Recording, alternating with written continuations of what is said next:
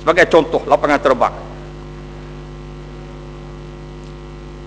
Kalau kita nak ambil mudah, Datuk Yang Bertuah, kita ada tanah.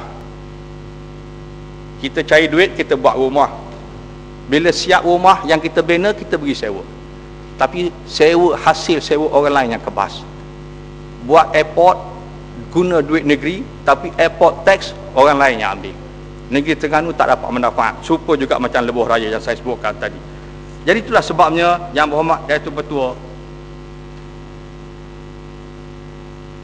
guna duit, belanja duit dengan cara yang tak berkat ini, mengguna duit dengan tak ikut prosedur, mengguna duit orang untuk menggunakan duit orang bagi membina beberapa perkara yang saya sebutkan tadi. Akhirnya Tuhan nak tunjuk banyak perkara yang telah berlaku, projek dan pembangunan yang dia buat, banyak yang runtuh, banyak yang mendap, yang bocor. Dan ini senarai yang sempat saya catatkan untuk makluman Yang Berhormat Bertuah dan diakui sendiri dalam persidangan Dewan. Sebagai contoh, Dewan Sekolah Menengah Bukit Besi, bumbung dia runtuh. Buat Dewan Sekolah Menengah Wakaf Tapai, runtuh. Stadium Sultan Mizan Zainal Abidin, juga stadium bumbungnya runtuh. Pusat akuatik Batu Buruk bocor dan tak boleh guna. Stadium tertutup, kompleks Gong Badak juga mendap. Lapangan terbang harga begitu mahal tapi juga silingnya runtuh dan bocor. Taman Tamadun Islam, Masjid Kristen bocor. Dan yang terakhir, Masjid Batu Putih Kemasik, bumbungnya runtuh. Itu belum termasuk lagi satu menara telekomunikasi yang jatuh, runtuh di atas bangunan pusat khidmat salah seorang adun UMNO di Hulu Besuk, Terengganu. Tan Sri Yang Bertuah,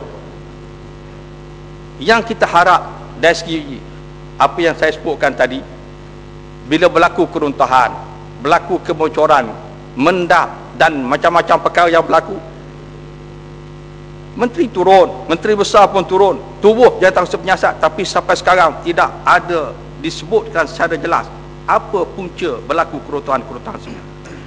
Yang kita nak persoalnya, di mana agensi-agensi kerajaan? Jabatan Kerja Raya, PBT, SPRM, yang sepatutnya mengawal. Kalau satu dua bangunan tu mungkin barangkali atas kesilapan-kesilapan kecil, tapi satu demi satu runtuh dalam waktu yang masa yang cukup pendek, ini satu benda yang tak kena, yang berlaku dan perlu diberi perhatian yang serius. Yang lebih mengecewakan Tan Sri Yang Bertuah, apabila saya dapati jawatankuasa kira-kira wang negeri tidak mengadakan mesyuarat. Kalau PAC di peringkat parlimen, dia mesyuarat juga tentang apa juga penyelewengan yang berlaku. Dia hantar juga laporan pada parlimen. Macam hari ini kita dapat laporan berhubung dengan projek pembangunan zon bebas Pelabuhan Kelang, PKF FZ sebagai contoh. Tapi dia tak mesyuarat.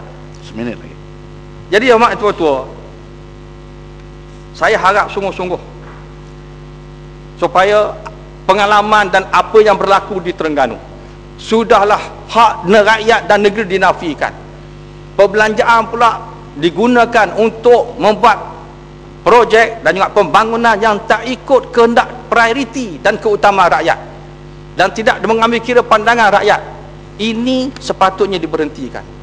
Dan kita harap dalam membincangkan bajet yang dikemukakan, dalam kita mengemukakan pandangan, supaya kita lebih tegas, supaya jangan berulang laporan demi laporan Ketua Audit Negara saban tahun, tiap-tiap tahun mengulangi perkara yang sama daripada atas sampai ke bawah, termasuklah di negeri-negeri lain, dan tidak terkecuali Terengganu yang cukup banyak yang saya sebutkan tadi, supaya tidak akan berlaku lepas pada ini.